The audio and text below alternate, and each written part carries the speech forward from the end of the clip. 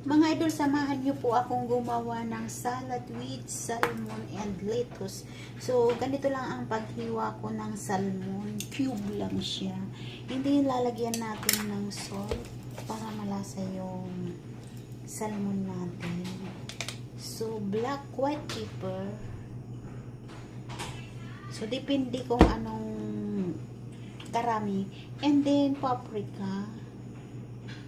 Para may kaunting kulay. At chili powder. Para may kaunting anghang siya. So, hindi na natin kailangan ng spice na sauce. So, imimix lang natin siya. At ipaprite natin.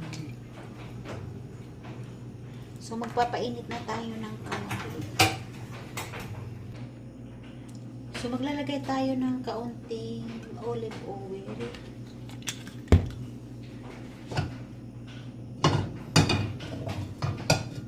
Tapos, ikakalat lang natin sa pan at ilalagay natin yung salmon. So, ipaprite natin yung salmon.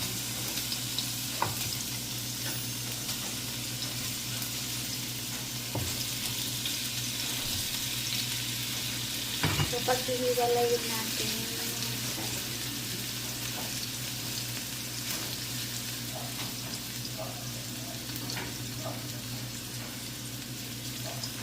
So, hayaan lang natin siya. So, ngayon gagawa tayo ng salad. May toast bread tayo dito. And then lettuce, tomato. Ang racing natin is mayonnaise. At may sauce ako dito na oats na mix. So, babalik-tarin muna natin yung salmon sauce. Ayan, lagyan natin.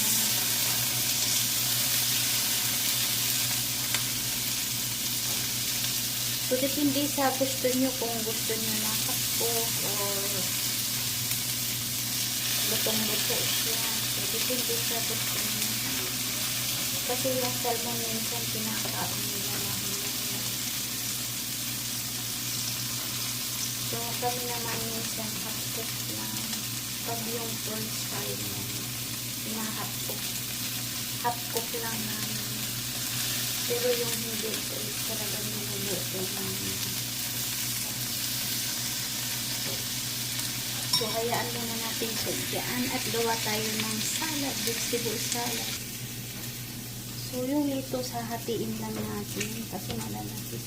So, dalawa lang nahati. So, depende sa inyo kung anong gusto niyo. Malaki or katamtaman lang. So, depende sa inyo kung anong gusto niyo. So, pag ganito, gawin natin tatlo. So, tama na siya. Huwag natin ramihan. So, maglalagay tayo ng tomato. So, hindi ko hahatiin yung tomato. Ilalagay ko lang siya na ganyan. So, tama na siya. And next, yung bread. So, yung bread, iaano lang natin siya. Ikakat lang natin 2 cube. So, ganyan lang siya. Ipakat lang natin. Depende kung anong gusto niyo.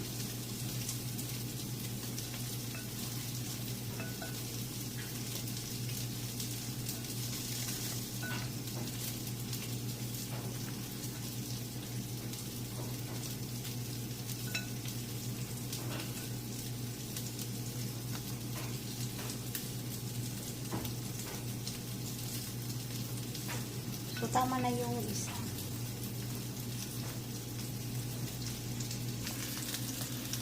So, ngayon, luto na siya. I-mix muna natin siya para yung olive oil is kumapit sa isda. At lalagyan natin ng black pepper. Ay, no. Mali yung ilagay natin yung salted. Ito din guys, salted pepper siya. So, yun ang ilagay natin. So, lagyan natin din sa so mix lang natin. So bago natin ito ilagay doon sa salad at papalamigin natin. Hindi pwede na ilagay natin ito kasi yung lettuce is maluluto siya. So kailangan palamigin natin. At kung gustong mabilis na palamigin, lagyan natin ng electric pan.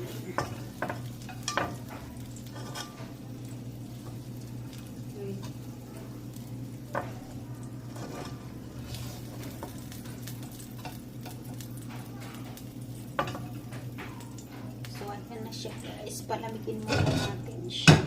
So ilagay natin dito.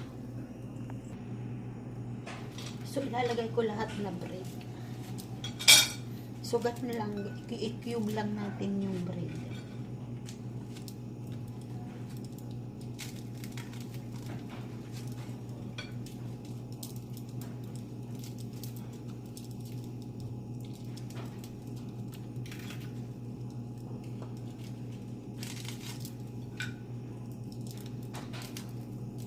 So, i-mix natin.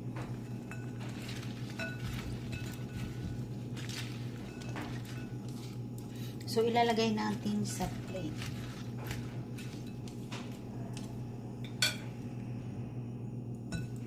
So, ilalagay ko na yung salad sa plate. Tapos, yung tomato sa ano lang, sa mga gilid.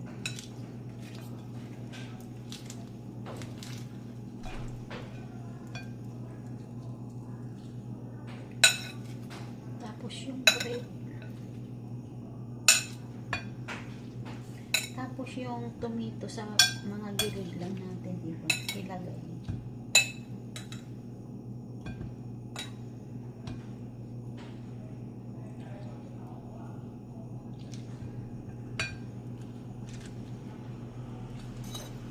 So ilagay na natin lahat.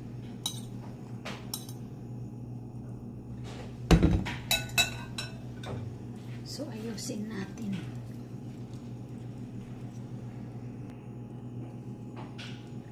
So, okay na siya. Arrange na natin. So, ngayon, itatapping natin yung i-fried natin na salad. So, itatapping natin sa mga gilid.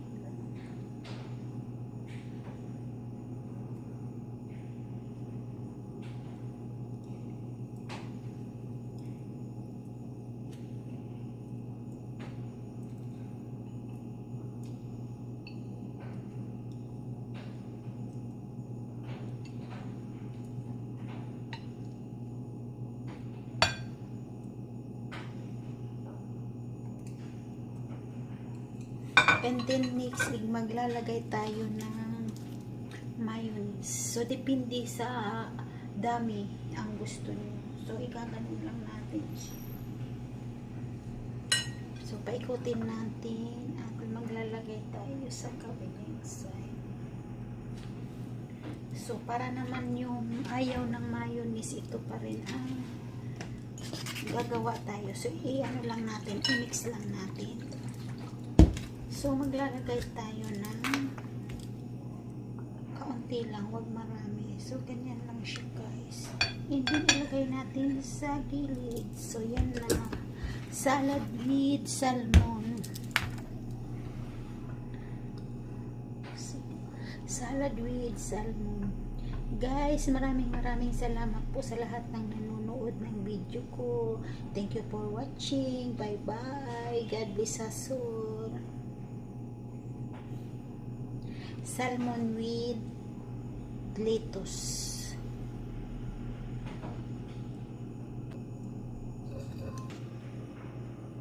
Guys, maraming salamat po sa inyong lahat sa nanonood ng video ko. Thank you for watching. Love you all guys. Tikman natin guys kung anong lasa. So, ibaba natin yung ibaba natin yung sauce. So, ito lang ang titikman natin.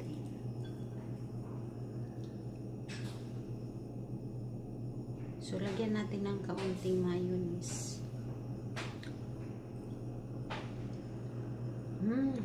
Ang harap guys.